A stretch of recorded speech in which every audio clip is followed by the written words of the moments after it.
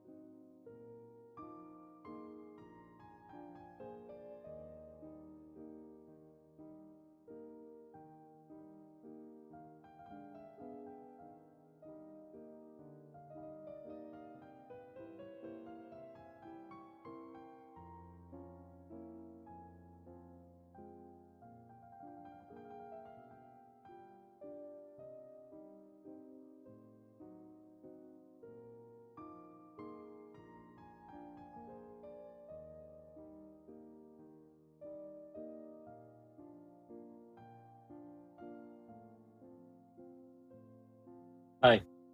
Commissioner Saison. Aye.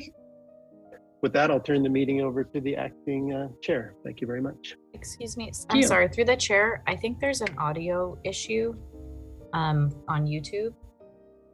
Okay. Apologies. Let me verify with our technical staff that our audio is live. Okay. Oh, it looks like it might be fixed now. Okay, let me. In that case, I believe, apologies, you might have to do that motion and second again, just so. We can, well, I'll just Wait, into the record, we'll just read the relay that the commissioners, by a vote of 3 ayes to 0 noes, appointed Commissioner Saison to act as chairperson for this evening's meeting. And with that, I would turn it over to the acting chair, pending resolution of the technical issue. Okay. great, and we are good. Okay, great. Thank you. Okay, the Thursday, March 10, 2022 virtual regular meeting of the Brisbane Planning Commission will now come to order. All written comments submitted before 2 p.m. Today have already been provided to the Commission and available for public inspection at City Hall and online at brisbaneca.org. Any writings received thereafter will be provided to the Commission and available online at the start of the meeting. For those who did not provide written comments, a call-in telephone number was provided on the agenda, which can be viewed online. The phone number will also be provided during the meeting. Participants in the Zoom webinar may make audio-only comments through Zoom. Okay, adoption of the agenda. May I have a motion to adopt the agenda, please? I'll make a motion to adopt the agenda. And I will second. And should we do a voice vote? Commissioner Funke, Aye. Commissioner Lau, Aye. Commissioner Saison. Aye, motion passes. Next is the consent calendar. If there is any member of the public who would like to remove an item from the consent calendar, please contact us within the next minute. Staff will post the number on the screen. And while we're waiting, if there are any commissioners who would like to remove an item from the consent calendar, please say so.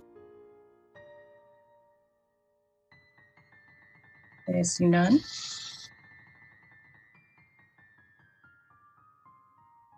Just through the chair, was it 30 seconds for consent? Yes. Okay. Sorry, I thought it said a minute. All right, so we have about 20 seconds left.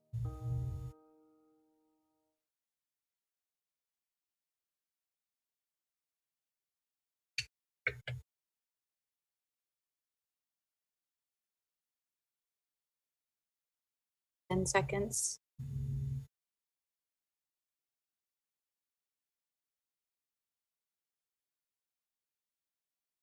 Okay. 30 seconds have passed. Okay, may I have a motion to adopt the consent calendar? I'll make a motion to adopt the calendar. And a And I second. will second. I'll second. Call. Commissioner Funke, Aye. Commissioner Lau, Aye. Commissioner Saison. Motion passes. Next is oral communications. If there is any member of the public who would like to address the commission about an item not on tonight's agenda, please call or text within the next minute. When did you start it, Jean?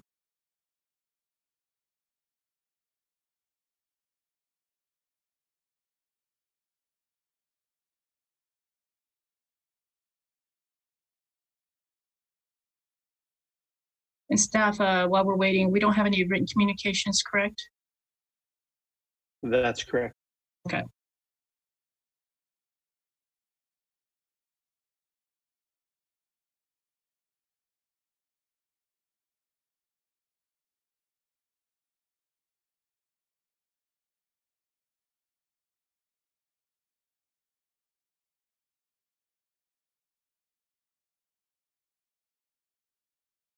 Ten seconds.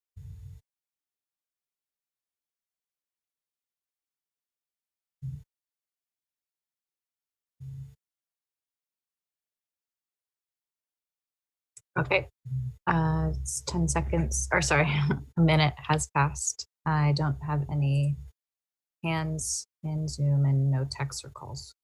Okay, great. Okay, and we have no written communication, so we'll move on to the next item. There are no old or new businesses, so we'll turn to our workshop tonight concerning the 2023 to 2031 housing element update. Staff, can we have the presentation? Yes, let me put it up on the screen here.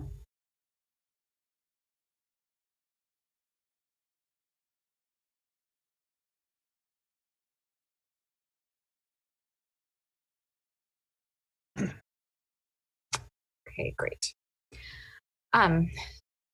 Sorry, Ken, are you gonna do the agenda or should I? Oh, you're muted. I can do it. Okay, so tonight our workshop is an introduction to the goals, policies, and programs section of the housing element. So we'll review the purpose of those, some suggested changes to the goals and policies from staff, which were in your staff report, and then talk about next steps. Oops. So just as a general overview, the goals, policies, and programs section of the housing element, this is our action plan. So this is where we are actually committing to do things in order to maintain, preserve, and rehabilitate existing housing, construct new housing to meet our RHNA, and ensure that there is access to housing from all segments of the population at all income levels and backgrounds, and that we prevent discrimination in our housing policies as well. The hierarchy of goals, policies, and programs, it's the same as any other element in the chapter. The goals are kind of that ideal state, that aspirational vision and outcome we want to achieve. Policies are drilling down into some more specific statements in terms of guiding decision-making, committing to courses of action, and then getting down even further to the specific programs. These are actually projects or services to implement the policies and help us meet those overarching goals. So tonight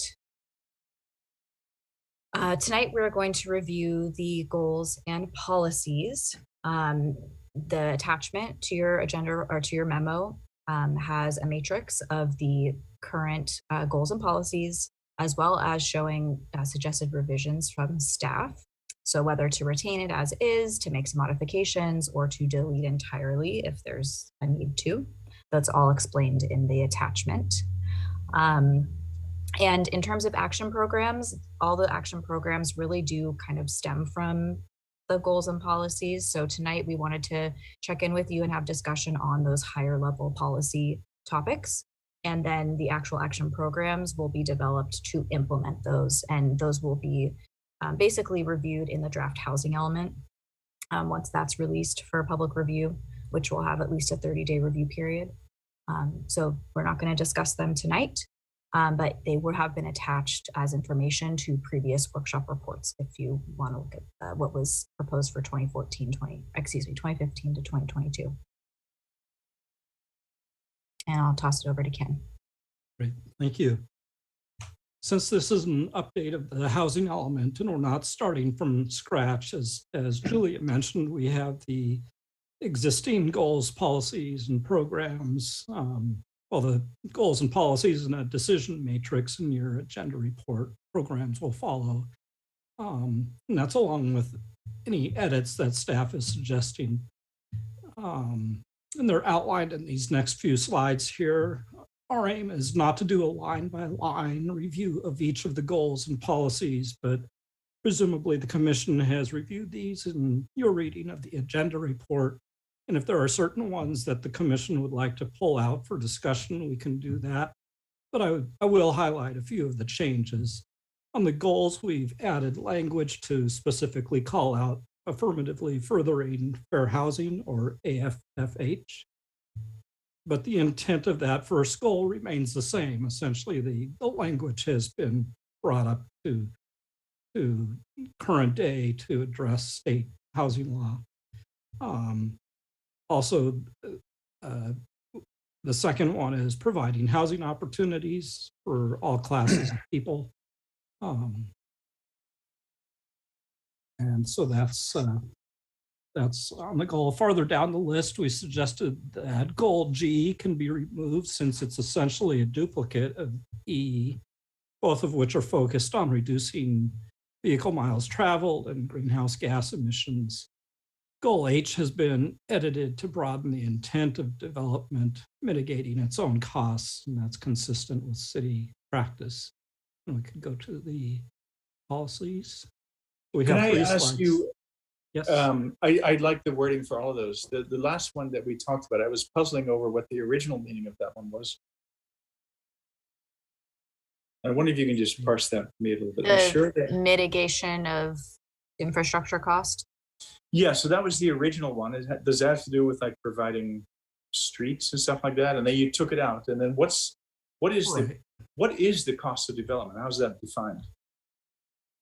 So it would be costs for this. I think it's specifically talking about not in urban areas that there's infrastructure that would go out to, for instance, the Brisbane acres, but really when we're talking about mitigations, it's in a broader sense that development will pay for its costs. So infill development, for instance, in central Brisbane is pretty well focused on within the limits of the site. Of course, they have to pay for costs to connect to infrastructure that might exist in the public right of way. As you get into larger projects that might involve that aren't categorically exempt under CEQA, you get into more mitigation measures and larger infrastructure costs. And so this edit is really just kind of already, it's casting a broader net, which already the city does. So it's consistent with city practice and policy. And it's just kind of just making sure that new housing development, you tend to encourage it in places that already have infrastructure. Is that? Well, we're encouraging it. I would say it's encouraged elsewhere too. If it's zoned for housing, yes, we'd encourage it, but the development essentially has to pay for its own costs. Yes, through the chair, I think what you'll find is that, as Ken mentioned, the kind of infrastructure improvements in an urbanized area that already has infrastructure or roads are much reduced compared to a greenfield where you might have to extend water, sewer, utilities, and build roads. So I think I think just the nature of the requirement promotes infill development from a market standpoint, in the sense that it's just cheaper to do infill because the infrastructure costs are much less compared to greenfield development. So I don't know if that answers your question, but that is just the reality that these requirements do tend to favor economically infill development. Yeah. No, I understand. It makes sense. And I don't want to get ahead of the agenda. You can just cut me off whenever you want to, because I have these questions. But I did notice a little bit later on that there's something under RENA that says that at least 50% of your new housing has to be proposed in areas that are not already built up. Is that right? That's correct. But an area that doesn't already have housing in it, by its very nature, you would have to build all the infrastructure, right? Roads, sewage, all that stuff. So I'm just wondering how this fits. Yeah, so I think I think what the state's intent in that requirement, and that does come from the state, is essentially to not compete with existing uses. So if you have, for instance, uses that are already built up with a development, whether it's an office building or a warehouse, there's essentially there's already a revenue stream that a new development would have to compete with to come in and redevelop it to housing. And so so I don't know that this goal answers that exactly. It's really kind of either way, as we just mentioned, a housing development is going to mitigate their costs, and yes, a big vacant site is going to have higher costs. So there is a bit of disconnect in a way, but I think the intent on the state's part is to make housing happen, and they see it as more likely to happen on vacant sites where no revenue is coming in yet. But yeah, no, I understand it. It makes sense what you're saying, and it sounds like yeah. And just to clarify, vacant sites, in an urbanized area, they're infill, but they would count as being sort of they're still vacant. Right? You have vacant sites in an infill environment too. So the state, as I understand it, Ken, you can correct me if I'm wrong, relates to uses or areas that are already developed with a different use. Now, it doesn't really speak to not getting credit for vacant infill. That's still considered vacant property. Okay, thank you. And yeah, so feel free to interrupt in the middle of this. This is a workshop, so I should have mentioned that up front, and I'm glad you did, and so you can continue to do that as we work through. We have 3 pages now coming up on policies, and I'll just briefly go over those, and you can, if there's any that pique your interest, by all means, you can stop me and we can discuss those. So as with the first goal, the corresponding policy has been updated to address AFFH, and another policy added to protect residents from displacement. The other changes here are to bring the policies up to date with current practice and terminology. Jumping down to policy B9 at the bottom there, funding sources are being evaluated under the Affordable Housing Strategic Plan. And so we anticipate coming back to the commission with a new policy or multiple policies as that effort is further along. And we can go to the next slide. Notable items on this slide are that the old policy D2 would be removed since that was applicable essentially to the Parkside Plan, which has been completed now. A new policy would be added to use objective design standards for new development. This would provide for more certainty to prospective developers, and we've talked about that in past sessions. And those objective design standards are in the adoption process this year. And next slide, please. On Can this, I ask please about the rezoning one? That's another one that kind of caught my interest a little bit. Use zoning as appropriate. I kind of got this sense from the last meeting that was not a direction that in general you wanted to go in, that there was a preference for, instead of I want to make sure I understand it, that there's a preference for not rezoning, say, a warehouse space. Maybe because there's a competing revenue stream. It almost sounded like a bit of a non-starter to me. And that therefore there is this preference for going to an area that doesn't already have a competing use, like the Baylands. Right. Is that how I should understand that? And I'm not quite sure. No zoning of residential areas, no rezoning of residential areas adjacent to commercial uses.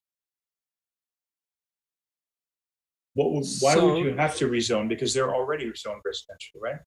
So I think this was getting at essentially the Parkside plan is essentially to establish with the zoning for the residential use was to establish an environment that whether it's kind of buffers around the residential, if needed, next to commercial uses that were suitable. So you have some kind of compatibility between those different uses. So that they're not completely adjacent to each other. Is that the idea?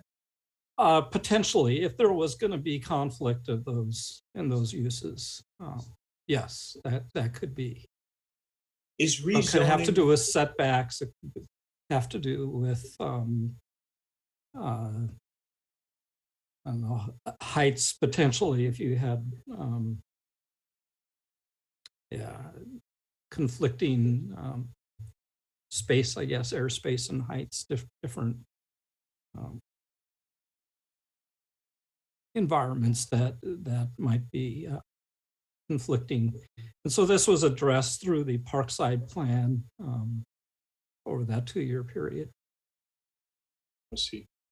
And I'll ask a naive question. And you can just feel free to refer me to the Parkside plan if that's what I should do, just to get informed. Did that plan involve any rezoning, like upzoning or something like that of commercial space to residential, or not? Right. Yes. So it's an overlay district that was established so that has been rezoned, but the commercial uses can continue there as well. So And that was done to meet our previous RENA shortfall. So it was a program in the 2015 housing element that we then had to follow through on in that planning period because we did not rezone the way we were supposed to the previous housing element period. Right, Ken? That's what those units were. Right. But that's completed now, and we're not looking at other areas that would be similar to that. So that's why this policy was proposed to go away. Okay. And I just have one last question, then we can carry on. Is there like a technical difference between rezoning and upzoning? Is there one like mandatory and one optional or something like that? Zoning typically you'd use in the context of this, there's already residential development allowed in a district and you want to allow a higher intensity of residential development. So maybe you'll upzone it from 20 dwelling units per acre maximum to 30 dwelling units per acre maximum. Rezoning, I think, is a broader term. That means just changing the zoning designation of a given area. I see. And that's more draconian somehow, I guess, like to just say, all right, this is no longer commercial, but it's residential or something like that. Yeah, changing the designation, changing it to allow different uses by rezoning it. Okay. All right. Thank you very much. Welcome. Okay. So let's see, on this slide, we've added the new policy. I mentioned that the objective design standards for new development provide more certainty to prospective developers. And those are in process this year. And then the third slide is, aside from a couple of edits to use a more active voice in the wording, policy I3 would be removed since mitigating the root cause of social equity problems is really outside the scope of the housing element, although it's a laudable goal for sure, but it is outside the scope here. And finally, as we've discussed, development of the Affordable Housing Strategic Plan is ongoing, and staff will be looking at the policies that will link the plan to the housing element. And so additional policies are anticipated to be included in the draft element, along with all the implementing programs, as Julia mentioned. And so the commission will have an opportunity to review those at that time. We can go to next steps. And so following tonight's meeting, staff will prepare the draft updated housing element with the aim of having it published for a 30-day review period starting in mid-April. We would then schedule a public hearing at the Planning Commission in May in order to provide the commission a public hearing, essentially receive public comment, and then provide a recommendation to City Council. And that'd be for their anticipated hearing in June. We will further communicate with the commission and the public with the release of that draft element in April and the upcoming hearing, which would follow in May. And note also that, as was outlined in staff's written report to the commission, we'll be putting forward the Baylands and the draft element for the sites to meet the RENA. That's in addition to the pre-existing zoning as carried over from the current housing element. And use of the Baylands is consistent with the JJ, Measure JJ that we've discussed in the general plan amendment. So with that, I'm happy to take any more questions that the commission has, and any more comments that you might have on goals or policies. And Could I just add real quick, Ken? I think in addition to like the revisions that we put forth, Ken was saying we want to make it more active voice, that sort of thing. I think the other thing we need to recognize is the state really wants us to actually really proactively do things. All of the changes to state law that have happened in the past since our last cycle are really focused on cities really being accountable and actually committing to actions. So a lot of the language cleanup is also with the point of us really committing to do things. So rather than seeking to consider things, we need to actually do things. And obviously there's a lot of nuances there, but I just want to put that out there for you guys as we get into discussing what our goals are and policies are. That you have to keep that in mind, is what are we actually willing to commit to? Yeah, and I noticed that, and I'm glad you made those changes. I think it does, I think make the policy stronger and shows our commitment. So yeah, great. Do any of the commissioners have any questions for staff? Thank you for the review and the edits and changes that were made. pleasure. It was a lot of work. So back to, okay, so JJ, so pretty much we're relying on JJ to meet our RENA numbers. So so you all said that when we get to a point where when we think that might not come to fruition or there'll be an issue, we'll look at other sites or whatnot and regroup then. So like, do we have kind of like a time frame in mind of when we think that should happen, like when we should know about JJ and if we need to transition or not?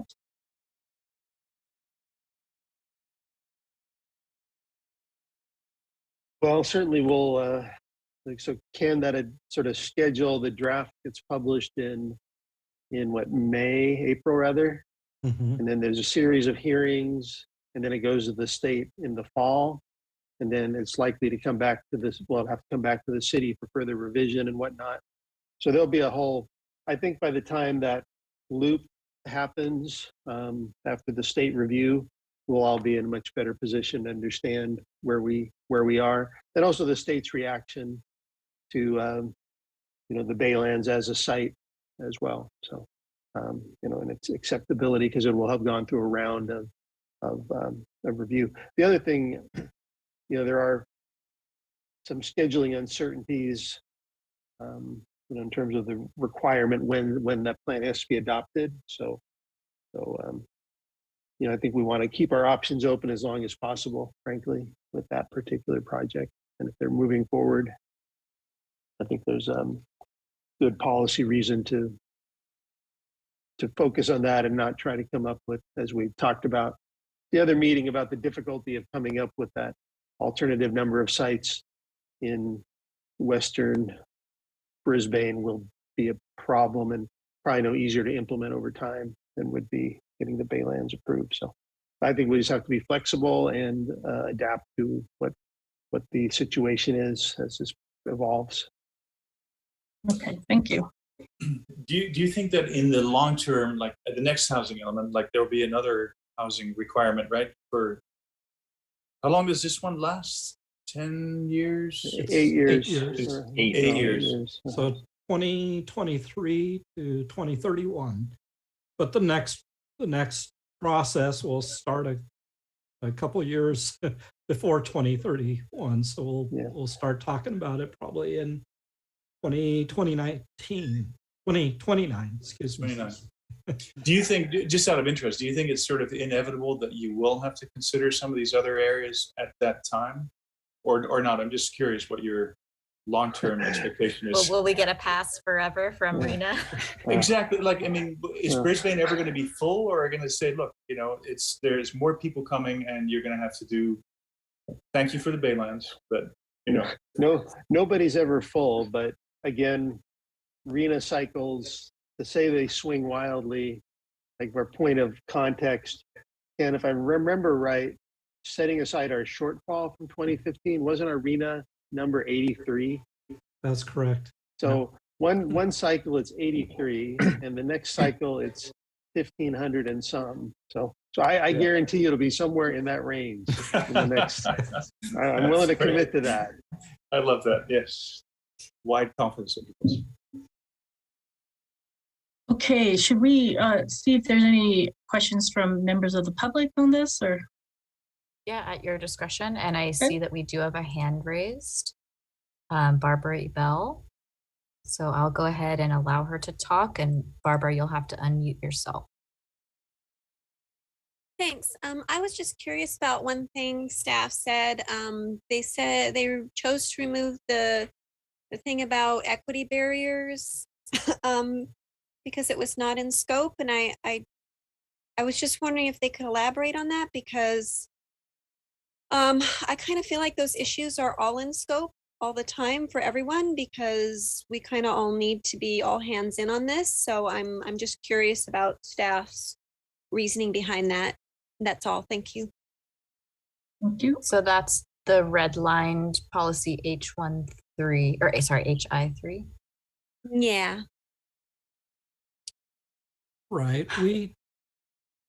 We felt that this was really speaking more to root causes of social inequities, and you could look at all kinds of issues from educational background, family background, race, things that really need to be addressed, but we see that as really, we're looking at it from a housing point of view, and it speaks to the first policy or first goal as well of affirmatively furthering fair housing, and that's really getting at those inequities and providing housing, because we recognize that the world is not fair to everybody, and so we need to do our best to provide housing for people who are underprivileged or discriminated against, and so. Yeah. Of course, And to get to Julia's comment too about the idea of these policies to be somewhat actionable. There's again a lot of practical difficulties of moving the needle at a regional, state, or federal level at some of these root cause issues, and not that they're not important and not that they shouldn't be pursued, but the implementation of the housing element we feel is not really the best place or the best vehicle to advance those broader policy issues. That staff time to implement the housing element should be focused on actionable things that we do control in terms of our local housing supply and to further those affirmatively further those fair housing goals that are set forth, as Ken pointed out. Yeah, and the city council can still, I mean, if this is still something there's policy interest in, it doesn't mean the city as a whole cannot pursue a policy if council chooses to do so. It's just, again, like everyone just said, is the housing element the place to do that versus the actually, affirmatively furthering for housing kind of policies that directly relate to housing. And interestingly, this was the one policy, as I recall, that did not have any programs under it because it's not something that we can program through the housing element to actually address. So, and in a way, I think if we have things like this in the housing element, it almost diminishes the other policies that we can implement because they get sort of lost in the weeds of what we can't. So.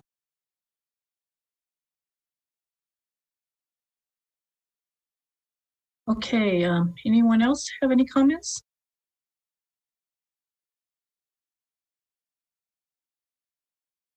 Nope. Okay. So is that it for the presentation, staff? Yes.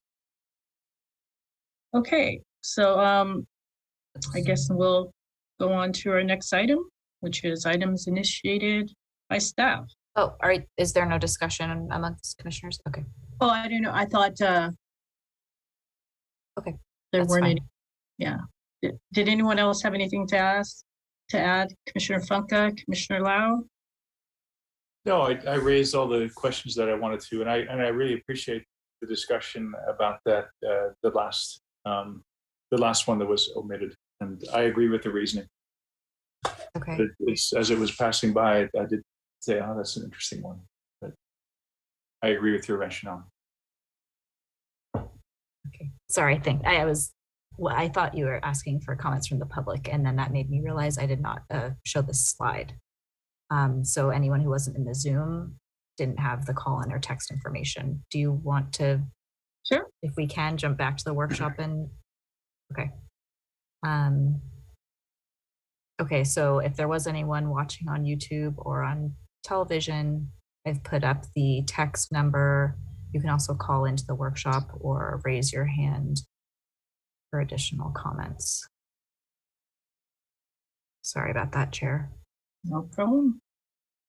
And I'll display this for the next, let's say 30 seconds.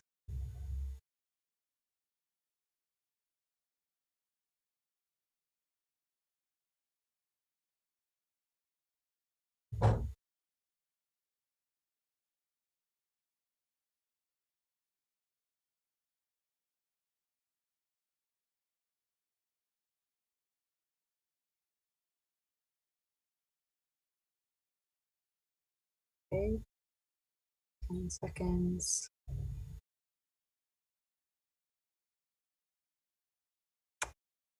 Okay. And I don't have any callers, no more raised hands. And John, you didn't get any text, I assume. Well, thank you. And before we wrap up, I'm going to ask Commissioner Lau again if he had anything to add. No? And nothing else. Thank you. Okay, thank you. Okay, thanks, staff. Interesting to see our next meeting on this and kind of wrap this up. Okay, so do we have anything, items initiated by staff? Just a couple things. Again, if you didn't have the opportunity to watch the council meeting, that was last week, Julia, with the housing. The third. Yeah, there was a workshop regarding the affordable housing strategy that Ken had briefly touched on, and it was an interesting discussion. If you have the opportunity to sort of view that, you might get a sense of some of the council's the housing related issues, it's probably a good view for you if you have the opportunity. So I recommend you consider that. Could you, and then- I'll confess, I don't quite know what the YouTube channel is. Is it very easy to find? Do you mind sending out a link to that meeting that we can just click on and watch? I think we can find a way to do that. Yes. Yeah, that would be great. Thank you. I'll Okay. definitely watch it. And then just upcoming, just for your information, next Tuesday evening at 7 p.m., there's going to be a environmental impact report scoping meeting for the forthcoming Sierra Point Towers project. Again, commissioners, you're not obligated to attend. You certainly can view it if you're interested, but you'll be seeing the end result of that in the environmental impact report once it's published, which will be something that will be subject to your review along with the project. Just wanted to give you a heads up that that's happening next Tuesday. And that's all I have. Okay, thank you. Items initiated by the commission? Not for me. Thank you. Okay, well then, we will adjourn the meeting and our next one of March 24th, 2022. Thank you, everyone. Thanks. Thank you. Good night. Good night. Thank you. Night. Good night.